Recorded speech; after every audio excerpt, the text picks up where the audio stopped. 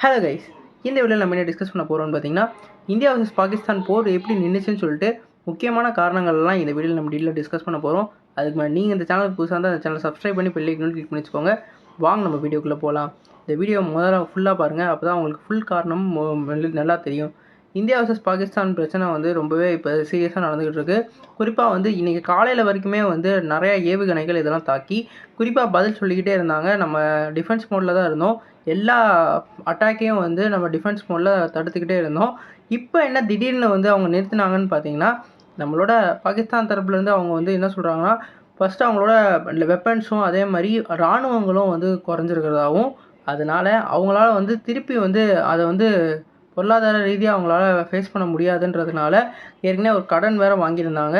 அந்த கடன்லாம் வந்து அவங்களுக்கு பத்தாதனால அவங்க வந்து இந்தியா தரப்புலேயே வந்து கெஞ்ச ஆரம்பிச்சிட்டாங்க.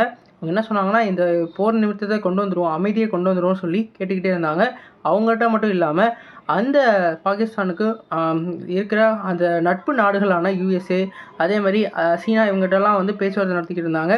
கடைசியாக வந்து நம்ம யுஎஸ்ஏல ட்ரம்ப் அவர்கள் வந்து இந்த இந்தியாவுக்கும் பாகிஸ்தானுக்கும் உள்ள பிரச்சனையை தீர்க்க 2 தலைகளையும் கூப்பிட்டு இந்த பிரச்சனையை நிறுத்திடுவோம்னு சொல்லிட்டு கேஸ் ஃபயரை போட்டு அறிவிச்சிருக்காங்க.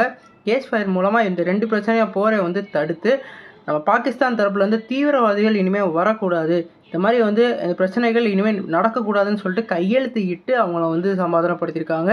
குறிப்பாக இதுக்கான டீட்டெயில் இது வந்து 12ஆம் தேதி வந்து 2 தரப்புலையும் நடக்க போகிறதா வந்து சொல்லிக்கிட்டு இருக்காங்க.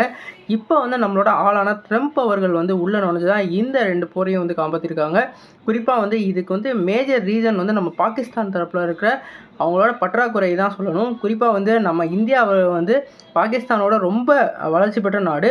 குறிப்பாக அந்த கிரிக்கெட்டில் மட்டும் கிடையாது, நம்ம எல்லாத்துலேயுமே வந்து அவங்களோட டாமினேட்டாக தான் இருப்போம்.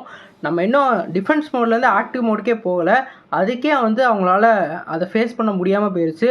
ஒருவேளை நம்ம ஆக்டிவ் மோடில் போய் அவங்கள வந்து தாக்கிட்டோன்னா இன்னும் பிரச்சனையாகும்னு சொல்லி அவங்க வந்து பயந்து தான் இந்த முடிவு எடுத்திருக்காங்க. கண்டிப்பாக இதுவும் வந்து நமக்கான வெற்றின்னு தான் சொல்லணும். குறிப்பாக வந்து இந்த நிலைமை வந்து ஏற்கனவே நமக்கு நடந்திருக்கு.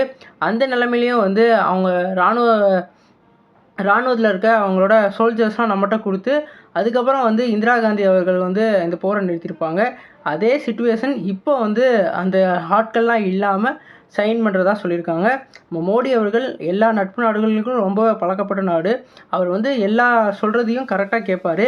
அந்தளவுக்கு தான் அவர் வந்து இந்தியாவை வந்து நடத்திக்கிட்டு இருக்காரு. அதனால் யுஎஸ்ஏ சொன்னோன்னே சரின்னு சொல்லி ஒத்துக்கிட்டு இந்த போரை வந்து நிறுத்தியிருக்காங்க. இந்த ரீசன்ஸ் தான் இந்த போருக்கான முக்கியமான இதாக இருக்குது. கண்டிப்பாக வந்து என்னதான் நிறுத்தியிருந்தாலும் நம்ம தான் வந்து ஆதிக்கத்தை நல்லா செலுத்தி வெற்றி காண்றோன்னு சொல்கிறத கண்டிப்பாக சொல்லலாம். கண்டிப்பாக வந்து நம்ம தான் வெற்றின்ற அளவுக்கு சொல்லலாம்.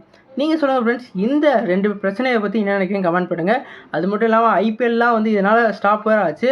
இந்த ஐபிஎல் வந்து அடுத்த வாரம் வந்து ரெஸ்யூம் பண்ணிடுவாங்க. அடுத்த வாரத்துலேருந்து ஷெட்யூல் மூலமாக இவங்க வந்து ரீஎசைனும் பண்ணுறதுக்கு வாய்ப்பு இருக்குது.